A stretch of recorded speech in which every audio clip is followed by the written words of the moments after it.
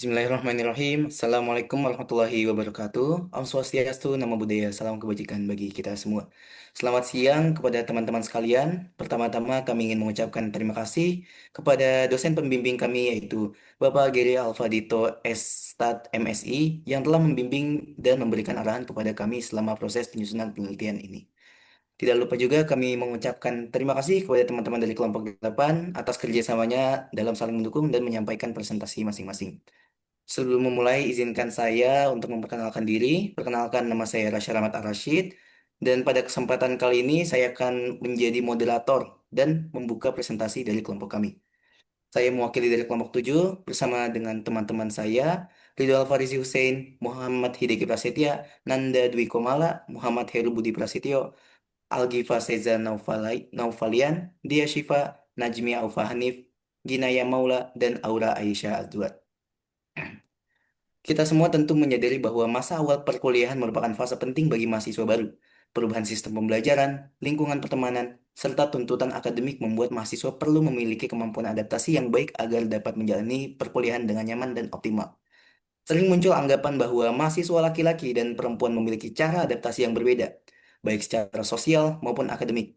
Dari anggapan itulah muncul sebuah pertanyaan, apakah jenis kelamin benar-benar memengaruhi tingkat adaptasi mahasiswa baru di lingkungan kampus?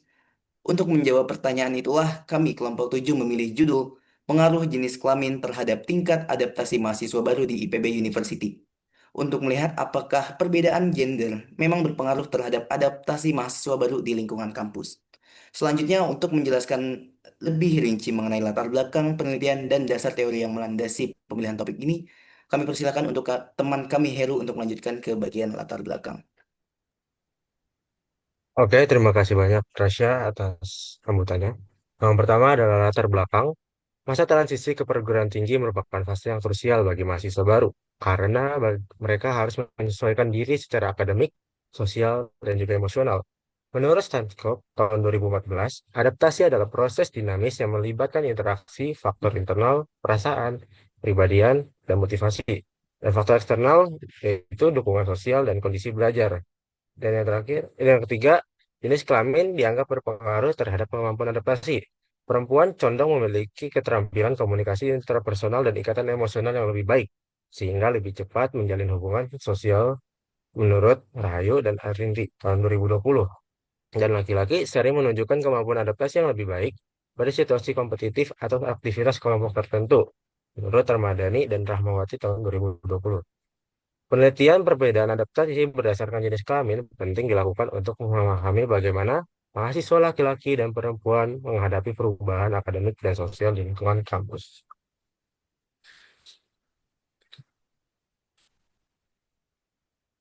Selanjutnya, Baik, selanjutnya ada rumusan masalah dari judul penelitian kami. Adaptasi mahasiswa baru adalah proses penyesuaian diri terhadap perubahan lingkungan fisik, sosial, dan akademik di kampus. Proses ini dipengaruhi oleh faktor internal, termasuk kepribadian dan emosi, dan faktor eksternal, termasuk dukungan sosial atau lingkungan akademis. Lalu berikut adalah pertanyaan yang menggambarkan rumusan masalah kami. Bagaimana cara mendeskripsikan tingkat adaptasi mahasiswa baru di IPB? Lalu yang kedua adalah bagaimana hubungan jenis kelamin terhadap tingkat adaptasi mahasiswa baru di IPB? Selanjutnya adalah tujuan penelitian. Berdasarkan rumusan masalah yang telah kami diskusikan, tujuan dari penelitian pengaruh jenis kelamin terhadap tingkat adaptasi mahasiswa baru di IPB University adalah sebagai berikut. Yang pertama, mendeskripsikan tingkat adaptasi mahasiswa baru di IPB. Lalu yang kedua, menganalisis hubungan jenis kelamin terhadap tingkat adaptasi mahasiswa baru.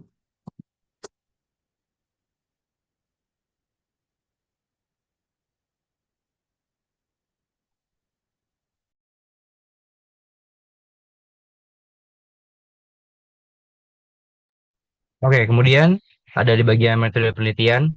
Jenis penelitian yang kami lakukan adalah menggunakan pendekatan kuantitatif dengan desain komparatif untuk melihat perbedaan tingkat adaptasi berdasarkan jenis kelamin. Kemudian instrumen penelitiannya adalah berupa kuesioner Google Form yang mencakup data diri dan 12 pertanyaan adaptasi soal akademik. Kemudian pengumpulan data menggunakan sampel frame. Populasi penelitian adalah mahasiswa baru IPB University angkatan 2025. Jenis sampling kami adalah probability sampling dengan menggunakan sample frame. Sampel diambil dengan stratified random sampling berdasarkan gender berjumlah 50 sampai 80 responden dengan komposisi seimbang. Sampel responden yang didapat berjumlah 74 responden. Yang warna biru adalah laki-laki dan yang warna merah adalah perempuan. Selanjutnya, teknik pengolahan data. Pada penelitian ini, pengolahan data dilakukan untuk menilai tingkat adaptasi mahasiswa baru berdasarkan 12 pertanyaan kuesioner. Setiap responden memiliki skor dari Q1 sampai Q12, di mana Q1 sampai Q6 mengukur data adaptasi sosial, dan Q7 sampai Q12 mengukur adaptasi akademik serta keterlibatan di kampus. Kami menggunakan skala Likert 1 sampai 5, di mana 1 berarti sangat rendah, dan 5 berarti sangat tinggi. Dari skor rata-rata tiap responden, kami mengelompokkan tingkat adaptasi menjadi 5 kategori: sangat rendah, rendah, rendah, cukup tinggi, dan sangat tinggi, dengan interval mulai dari 1 sampai 5. Dengan teknik pengolahan data ini, kami bisa mengubah jawaban kuesioner menjadi kategori yang lebih mudah dianalisis dan kemudian dibandingkan antara mahasiswa laki-laki dan perempuan. Baik, pada bagian ini saya akan menjelaskan hasil dari data kuesioner dari responden laki-laki dan perempuan sebagaimana yang bisa kita lihat pada layar bahwasannya ada data hasil kuesioner dari hasil responden laki-laki dan juga di sebelahnya juga ada hasil responden dari perempuan. Boleh di next? Oke, pertama kita membahas tentang hasil responden dari laki-laki yang dimana skor X adalah penjumlahan dari pertanyaan nomor 1 hingga nomor 6 yang menggambarkan adaptasi sosial mereka di lingkungan kampus. Kemudian untuk variabel Y itu menunjukkan atau penjumlahan dari pertanyaan nomor 7 sampai 12 yang mana menggambarkan tentang adaptasi secara akademik dan keterlibatan dalam kegiatan dalam kampus. Dari total skornya bisa kita lihat bahwasannya adaptasi tiap mahasiswa itu masih berbeda-beda dan ada yang sosialnya kuat tetapi akademiknya lemah dan ada juga yang akademiknya masih menyesuaikan dan begitu pun dengan sebaliknya. Nah, hal tersebut menunjukkan bahwasannya proses adaptasi masih berjalan dengan ritme yang berbeda bagi setiap mahasiswa sesuai pengalaman serta lingkungan yang mereka hadapi. Boleh di next? Oke, selanjutnya kita akan membahas hasil pembahasan dari perempuan. Yang sebelumnya, slide yang perempuan. Nah, oke, untuk hasil dan pembahasan dari data responden perempuan, kami menganalisis hal yang sama, yaitu tentang tingkat adaptasi mahasiswa secara sosial juga secara akademik.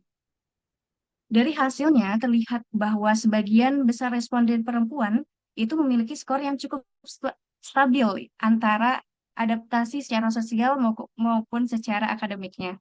Meski demikian, variasinya itu tetap ada karena mahasiswa juga punya pengalaman dan tantangan adaptasi setiap individu.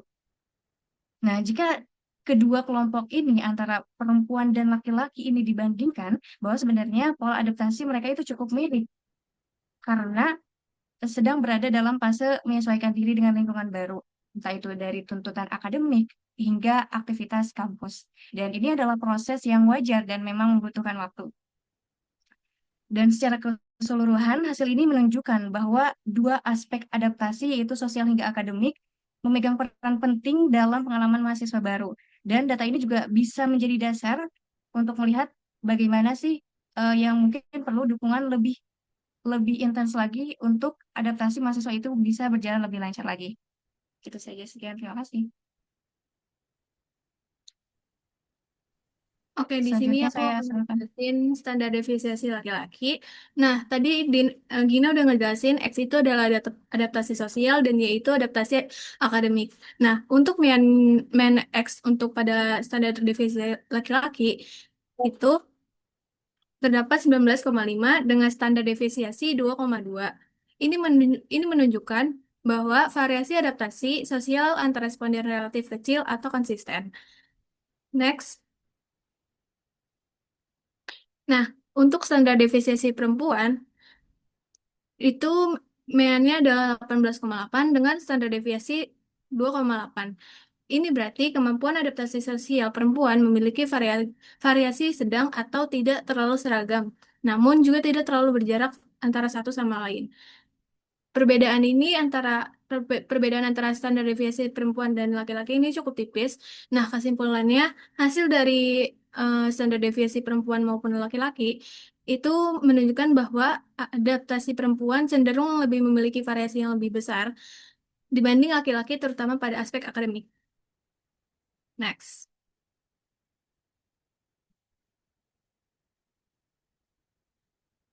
Untuk perbandingan dengan standar deviasi adaptasi sosial X, laki-laki standar deviasi itu 2,23 dan perempuan standar defisiensinya 2,88. Perempuan sedikit lebih bervariasi adaptasi sosialnya, tapi perbedaan standar deviasi kecil sehingga tidak menunjukkan pengaruh signifikan dari gender.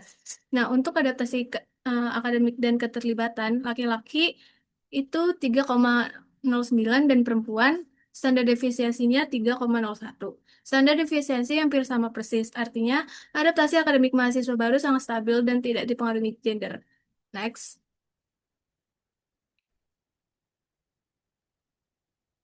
Baik, selanjutnya pada slide kali ini kita bisa melihat hasil analisis Blogspot terkait hubungan jenis kelamin dengan tingkat adaptasi mahasiswa baru.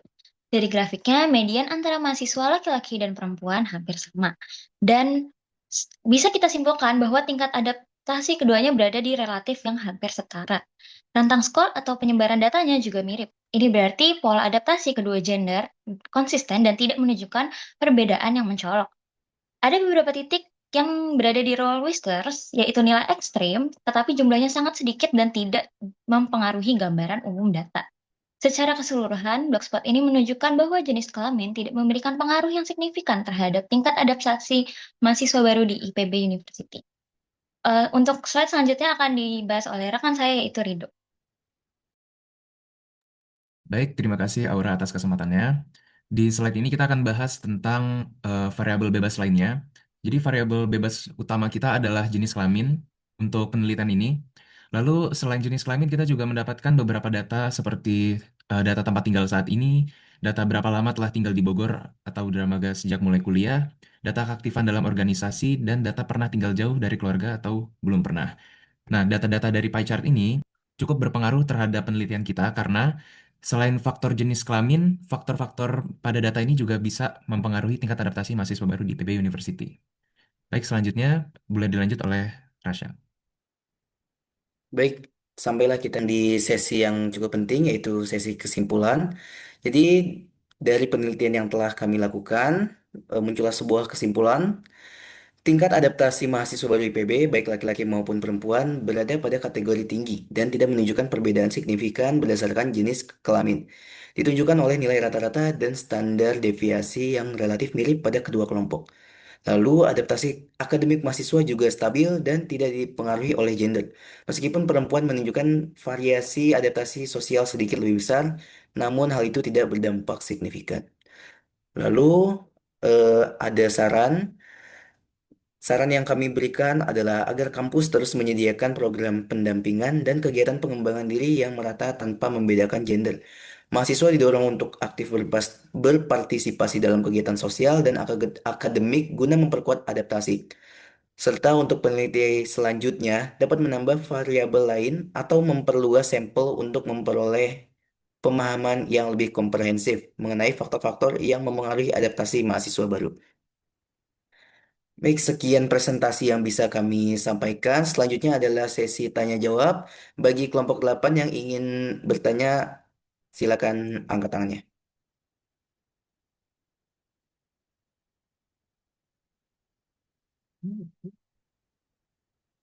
Baik, pada Muhammad Rayana Nur Mahdi, silakan pertanyaannya.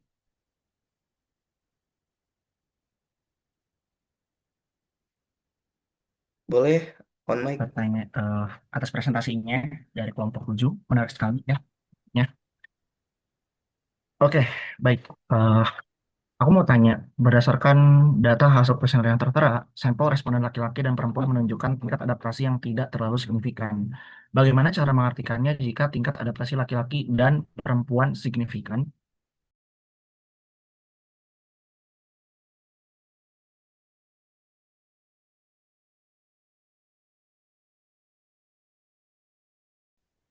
izin menjawab dari pertanyaan Muhammad Rayana.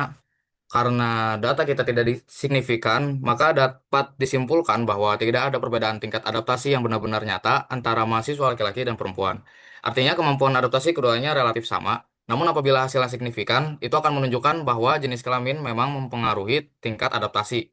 Dalam kondisi tersebut, kita bisa mengatakan bahwa salah satu kelompok memiliki kemampuan adaptasi yang lebih tinggi dibandingkan kelompok lainnya, sehingga pendekatan pendampingan mungkin perlu dibedakan.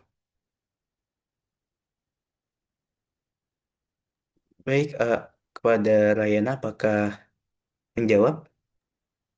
Baik, menjawab. Oke, terima kasih kepada Rayana dan Giva. Selanjutnya apakah dari kelompok 8 ada lagi yang ingin bertanya atau tidak ada? Baik, sepertinya cukup ya.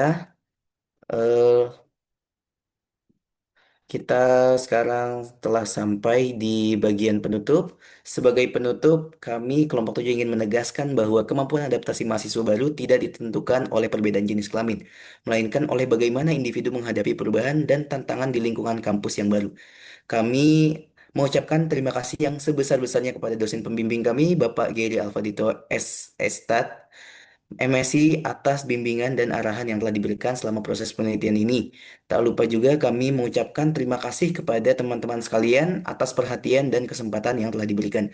Demikian presentasi dari kami. Mohon maaf apabila terdapat kekurangan. Saya tutup, saya Rasya Rahmat Rashid pamit undur diri. Wassalamualaikum warahmatullahi wabarakatuh. Assalamualaikum warahmatullahi wabarakatuh. Selamat siang, Bapak Geri Alfadito, SSI MSI, selaku dosen mata kuliah Statistika Analisis Data, dan teman-teman sekalian yang sudah meluangkan waktunya di siang hari ini.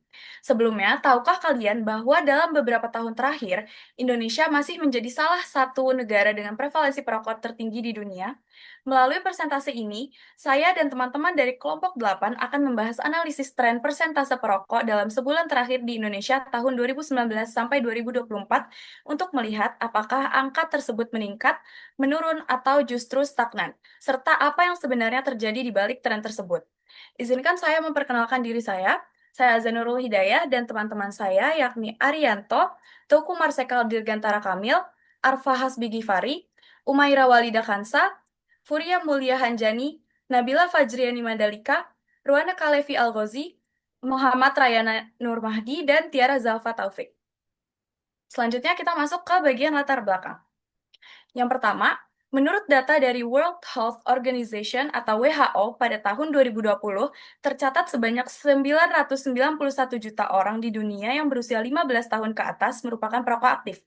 Kedua, setiap tahunnya, sekitar 3 juta orang meninggal lebih cepat akibat dampak konsumsi tembakau yang menjadi pemicu utama penyakit jantung dan stroke.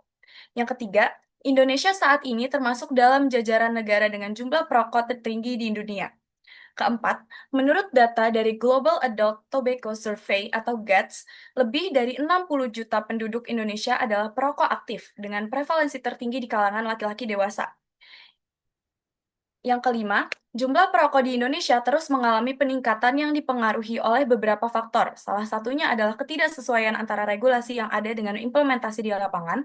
Dalam rentang waktu 2007 hingga 2018, prevalensi konsumsi tembakau baik dalam bentuk hisap maupun kunyah mengalami peningkatan, khususnya pada kelompok usia 10 hingga 14 tahun yang naik sebesar 0,7% dan usia 15 hingga 19 tahun yang meningkat sebesar 1,4%. Yang terakhir, berdasarkan Atlas Tembakau di Indonesia tahun 2020, tercatat bahwa usia pertama kali merokok paling tinggi terjadi pada kelompok usia 15 hingga 19 tahun sekitar 52,1%, diikuti oleh usia 10 sampai 14 tahun sekitar 23,1%. Baik, setelah kita membahas latar belakang, selanjutnya saya akan menyampaikan bagian rumusan masalah dari hasil penelitian kami yang berfokus pada perilaku merokok di Indonesia dalam periode 2019 hingga 2024. Rumusan masalah ini kami susun untuk menjelaskan arah penelitian dan juga membantu mengidentifikasikan faktor-faktor yang berpotensial mempengaruhi kenaikan persentase rokok dalam sebulan terakhir. Bagian selanjutnya akan dibahas oleh rekan saya. Terima kasih. Selanjutnya ada tujuan dari penelitian kami, Yang pertama, ada mengetahui pengaruh perbedaan usia terhadap kenaikan persentase perokok dalam sebulan terakhir di Indonesia selama periode 2019 sampai 2024. Yang kedua, menganalisis pengaruh tingkat pendidikan terhadap kenaikan persentase perokok dalam sebulan terakhir di Indonesia selama periode 2019 sampai 2024.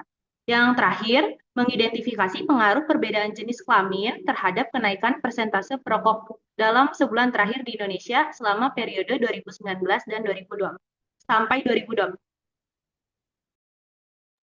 Baik, selanjutnya tinjauan pustaka. Pertama adalah rokok. Rokok merupakan silinder kertas berukuran 70 sampai 120 mm dengan diameter sekitar 10 mm yang mengandung daun tembakau yang dibungkus kertas sebesar kelingking dengan panjang 8 sampai 10 cm. Rokok merupakan produk tembakau yang dibakar, berasal dari tanaman Nicotiana tabakum dan termasuk golongan nabza, narkotika, psikotropika, alkohol, dan zat adiktif. Selanjutnya, faktor sosial dan ekonomi. Lingkungan keluarga merupakan agen sosialisasi primer yang memegang peran krusial dalam membentuk nilai dan kebiasaan seorang individu, termasuk keputusan untuk merokok. Penelitian oleh Riyadi dan Nugraha tahun 2021 mengonfirmasi bahwa remaja yang memiliki orang tua perokok cenderung lebih tinggi kemungkinannya untuk menjadi perokok. Hal ini sejalan dengan teori pembelajaran sosial, social learning theory, yang dikemukakan oleh Albert Bandura, di mana individu belajar melalui observasi dan imitasi. Baik, selanjutnya ada metodologi penelitian. Di teknik pengumpulan data, kami menggunakan data sekunder yang diperoleh dari sumber resmi, yaitu Badan Pusat Statistik atau BPS. Data ini mencakup informasi terkait persentase perokok sebulan terakhir di Indonesia selama periode 2019-2024.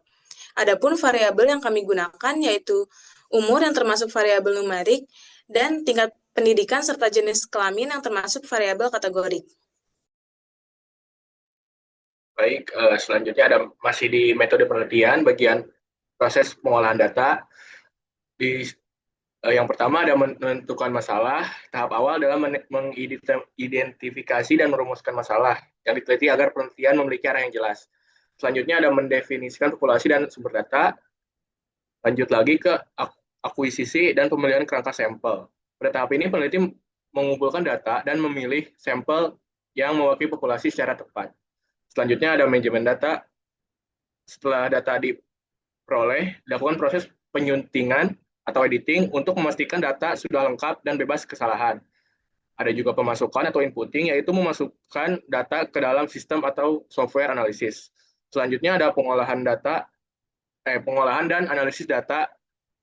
Yang terakhir ada interpretasi dan kesimpulan hasil analisis. Baik, kemudian yang selanjutnya adalah hasil penelitian dan pembahasan dari penelitian yang telah kami lakukan.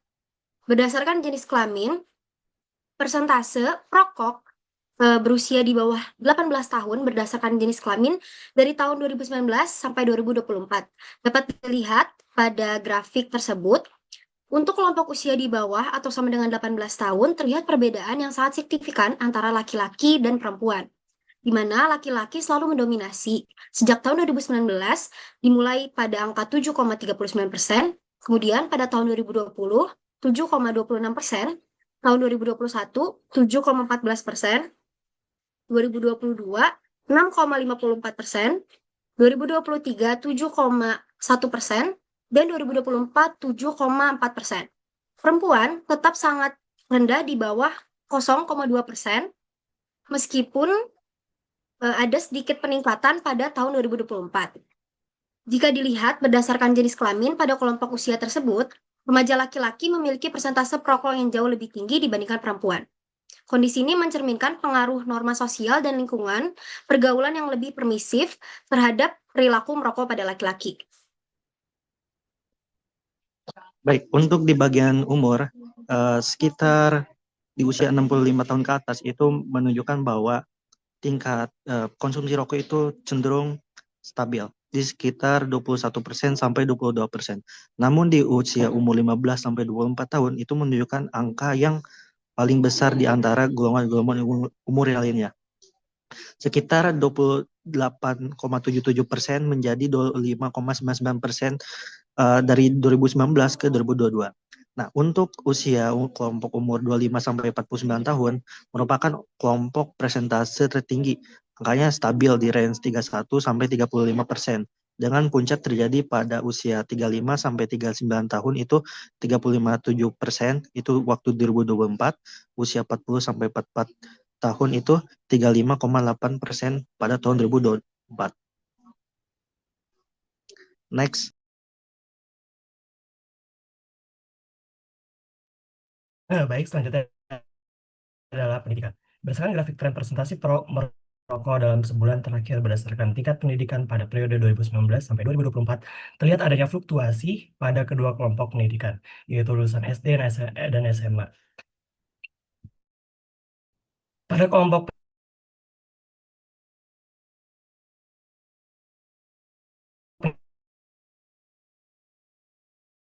pendidikan SD ke bawah, presentasi perokok mengalami penurunan cukup tajam. Dari tahun 2019 sedikit menurun di tahun 2023, namun kembali mengalami kenaikan pada 2024.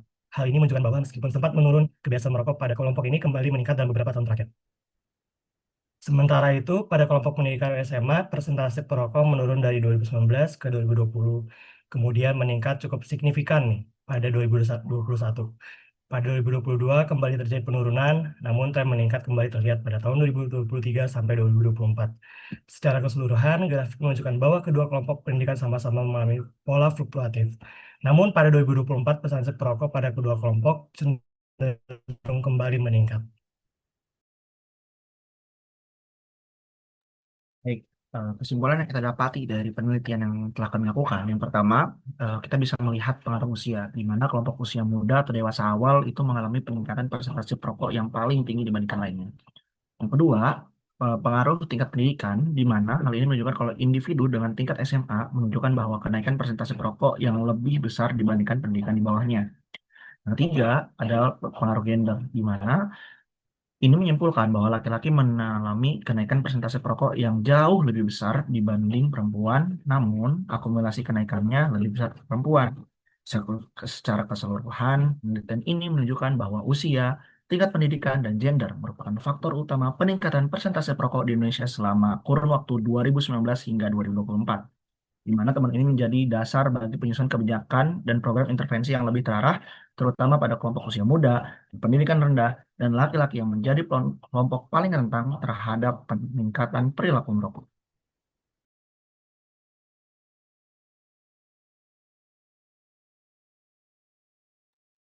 Ya, lalu data daftar pustakanya.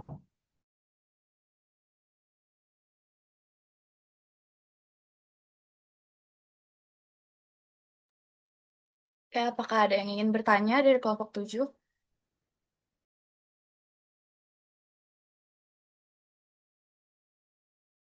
Silakan, Rido. Baik, sebelumnya terima kasih atas kesempatannya. Perkenalkan, nama saya Ridho Alfarizi Hussein dari kelompok 7. Saya ingin bertanya, berdasarkan data yang tadi telah saya lihat ya di hasil penelitian, ada beberapa kelompok-kelompok dari usia yang eh, terkait dengan kegiatan merokok. Nah, jadi mengapa kelompok usia remaja 15 sampai 19 tahun itu memiliki presentasi yang paling rendah, tapi tetap konsisten setiap tahunnya? Terima kasih.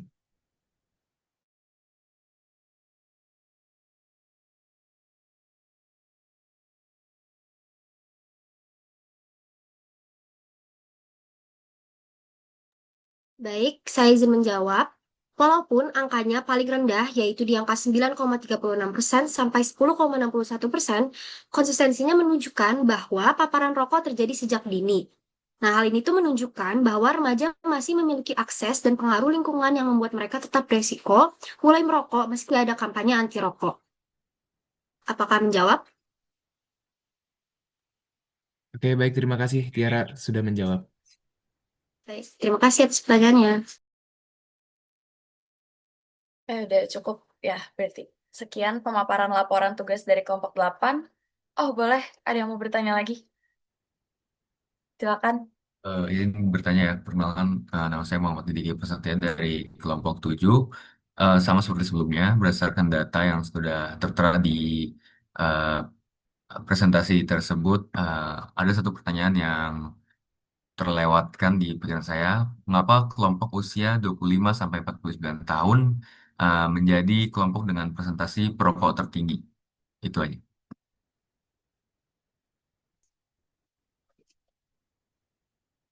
Oke, baik. Terima kasih atas pertanyaannya. Karena kelompok usia 25 sampai 49 tahun itu merupakan usia yang produktif, di mana secara sosial dan ekonomi itu mereka punya kemampuan untuk membeli rokok lebih banyak dan ini lebih masif daripada kelompok-kelompok yang lainnya. Dan berdasarkan data, kelompok usia ini stabil di sekitar 31 sampai 35%, menjadikannya yang paling tinggi. Pada usia ini, merokok itu cenderung menjadi bagian dari kebiasaan sosial dan gaya hidup mereka, sehingga ini sangat sulit untuk ditekan meskipun ada kebijakan pengendalian rokok. Mungkin seperti itu. Terima kasih. Ya, udah cukup. Udah terjawab berarti ya, 2 pertanyaan tadi. Sekian pemaparan laporan tugas dari kelompok 8 mengenai analisis tren persentase perokok dalam sebulan terakhir di Indonesia tahun 2019 hingga 2024. Semoga penjelasan mengenai pergerakan datanya dapat memberikan gambaran yang lebih komprehensif tentang arah trennya. Terima kasih atas waktu dan perhatian yang telah diberikan. Sekian pemaparan tugas dari kami. Semoga penjelasan mengenai analisisnya dapat dipahami. Wassalamualaikum warahmatullahi wabarakatuh.